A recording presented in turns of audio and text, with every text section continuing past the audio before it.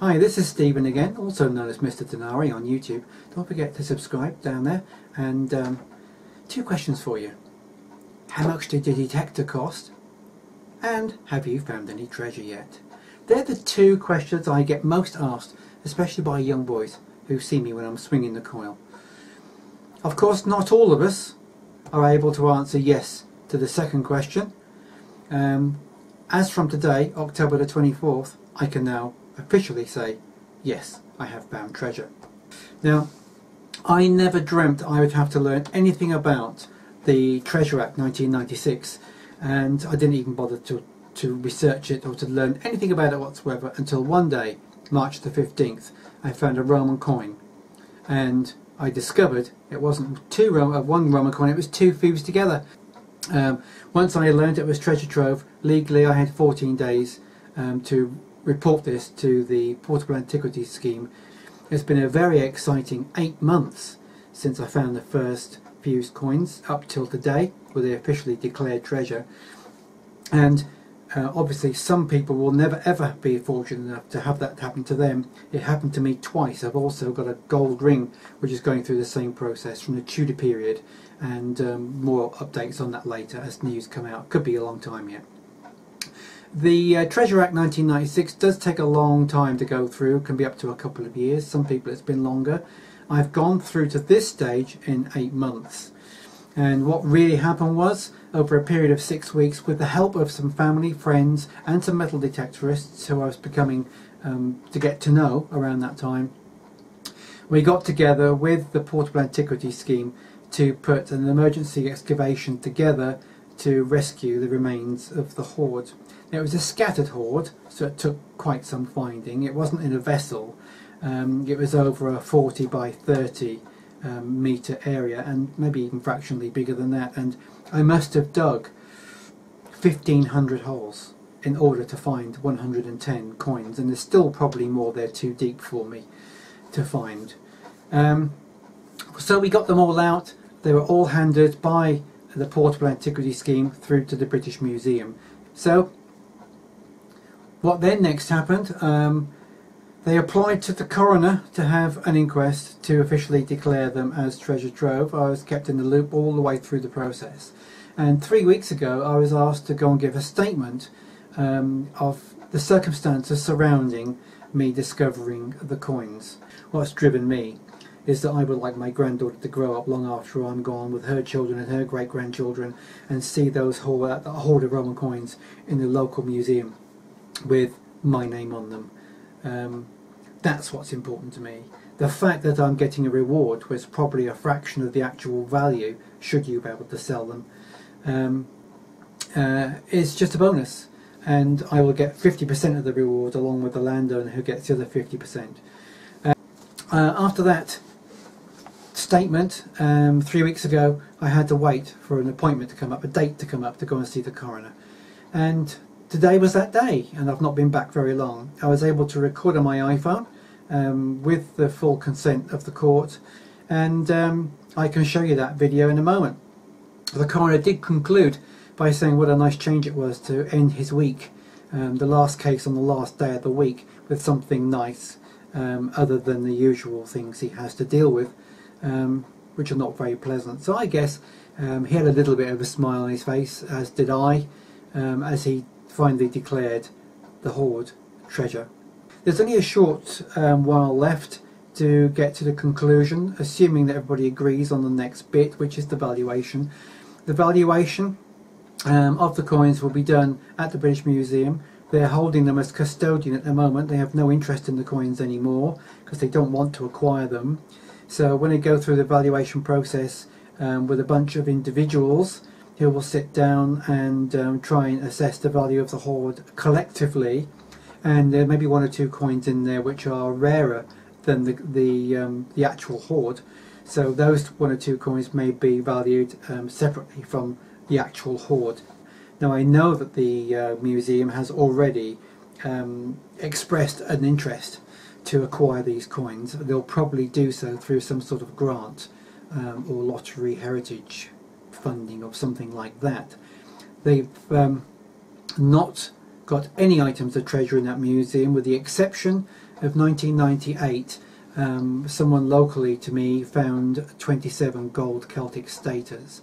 I know he got £21,000 for that, and the museum had to pay, got a grant for that, and also got a grant for additional £8,000 for an environmentally safe presentation case. So the air is controlled, it's bulletproof glass, the alarm goes through to the police station. Now what they're going to do with these I have absolutely no idea, but I do know they want to acquire them. They also want to acquire the gold Tudor ring I found, but as I said, that's in its mid stages yet, hasn't come through to inquest yet. So without further ado, I think now is the time just to show you what actually happens in a coroner's court when you sit there waiting for the Treasure Act 1996 to be declared on your finds. And I sincerely hope that one day you are in the same position as me and can sit there with a big smile on your face and watch this be declared. The court stand, please.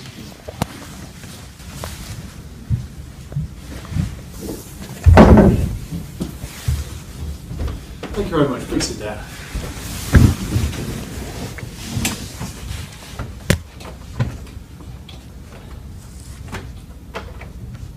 So this is an inquest regarding a matter of treasure trove.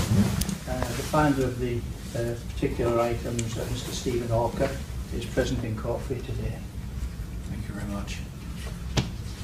I'm sure it will be of no interest at all to those in court to know that the inquesting of treasure is about the oldest part of the coroner's job. It almost predates inquesting death. The coroners used to have the responsibility of making sure that stuff which had been hidden from the king went back to the king when the need arose. And we've been interested in treasure on that basis for some 800 years now. This is an inquest into a find which has already achieved a deal of local and national notoriety and has been generally referred to as the Riddlesden Hoard. For reasons that are obvious. The precise location of a particular find is not made public, but evidence will be received by way of hearsay and written evidence sufficiently to identify the location of the find and the ownership of the land where the find was made, that being an important part of the inquest process. But principally, when one holds a treasure inquest, one hears from the person referred to as the finder. I'll call this a Stephen Hawker, please. Oh, right.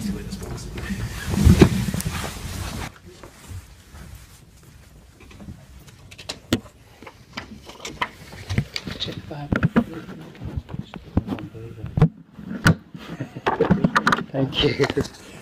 I do solemnly and sincerely and truly declare and affirm that the evidence I shall give will be the truth, the whole truth, and nothing but the truth. Thank you very much. Please sit down. You're Mr. Stephen Hawker. Yes. Retired IT technologist. Yes.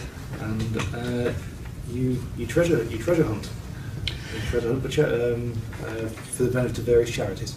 For one charity in particular, yes.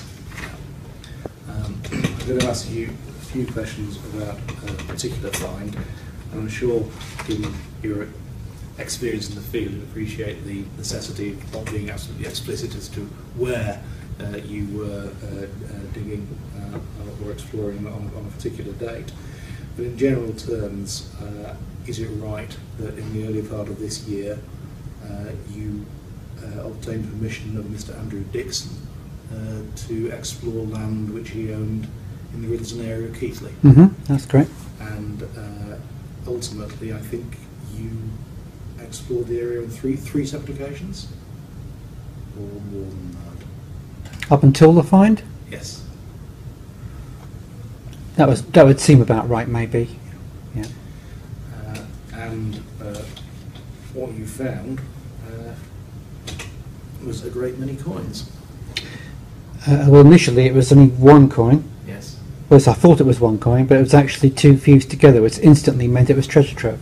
Yeah. And I was encouraged then by the PIS to go back and see if I could recover any more, which I did, and the result is in front of you.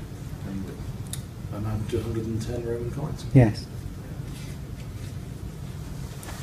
And with that find transferred to the private authorities. Those have been considered by the British Museum. Yes. One of the things I have to decide, as a matter of formality in such an obvious case, is whether or not they constitute treasure. And that will be my conclusion. But I nevertheless have to go through the formalities of calling evidence as to their finding. And I've done that. Thank you very much indeed, Mr. Rook. Am I finished? Yes. Okay. Right. Thank you. I received a statement in writing from Mr. Andrew Dixon, who identifies himself as the owner of a parcel of land in the Riddlesden area of Keighley. In documents that I have seen, that land has been more closely identified, and specifically the location of the coins that Mr. Walker found has been identified with reference to a grid reference. And so I am satisfied that Mr. Dixon's claim to be the owner of the land where these coins were found has been properly made out, and he is of course entitled to such part of any reward for the find as may be found and considered appropriate. Having established who found the items in question and who owned the land on which the items in question were found, I simply have to decide that as a finality whether they count as being treasure for the purposes of the Treasure Act of 1996. In that respect, I received a written report from the British Museum which sets out in what I must describe as absolutely fascinating detail just about anything anybody would want to know about all 110 of these coins. It's amazing, isn't it? It's 2:05 on a Friday afternoon. I'm not going to read out the description. No, please don't. All 110 coins. But for the record and for the necessities of formality, I will record the following. A scatter of 9 silver Roman denarii were metal detected in Riddlesden, exact find spot withheld, in March 2014. The finds were promptly reported to the local fines liaison officer, Amy Downs. Excavations were then carried out in the field by members of the West Yorkshire Archaeological Advisory Service on 24th March 2014 and 8th April 2014 to investigate the origin of the finds. Excavation on the 23rd of March 2014 of 2 trenches within the field where the coins were discovered revealed no cut features, however, more coins were recovered. Metal detecting and shovel testing in the area around the 2 trenches revealed more coins. However, given the limited time available to conduct the investigation, these additional find spots could not be excavated archaeologically. Excavation on the 8th of April 2014 revealed a field drain in a sondage cut through the plough soil in Trench 1, with 2 additional trenches, Trenches 3 and 4, producing more coins but no features. In total, at the time of the report, 108 coins have been recovered from the field to date. Since then, a further 2 have been recovered, making 110 more. These coins might possibly be the remnants of the Bingley hoard, reported in the same general area. That hoard, discovered in 1775, consists of, quote, many hundreds, close quote, denarii, probably a few radiates, from Nero, AD 5468, to Pupienus, AD 238, buried in a copper alloy box or chest. It is possible that some of the coins are held by Leeds Museum Service. The Riddlesden hoard has a very similar composition. It's made of denarii only, ranging from the reign of Vespasian, AD 77-8, to the first half of the reign of Maximinus I, AD 235-6. Hoards ending in the years AD 235-8 are quite uncommon. Only 4 are recorded in Britain. Interestingly, all 4 were found in Yorkshire: Riddlesden in West Yorkshire, Kirkham in North Yorkshire, Darfield and Cadeby in South Yorkshire. The chronological structure of the Riddlesden hoard is very similar to that of the Darfield 1947 hoard. Denarii preceding Severus's debasement of 194 AD represents 1/3. Half of the coins were struck during the reigns of Septimius Severus and Caracalla. The scarcity of the coins of Elagabalus and Severus Alexander could be due to the slow penetration in Britannia of the newly minted coins. conclusion. As there are more than 2 silver coins from a single find that are over 300 years old, this hoard of 110 coins qualifies as treasure, as defined by the Treasure Act 1996. I am the last person to argue with the British Museum, and it gives me considerable satisfaction to declare that the find made by Mr. Hawker is indeed treasure. And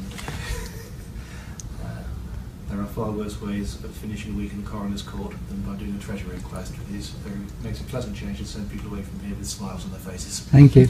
It's not going to be your last. I found something else that's going to appear before you soon. Well, if it's not me, it'll be somebody else, and I'm sure they'll be equally interested.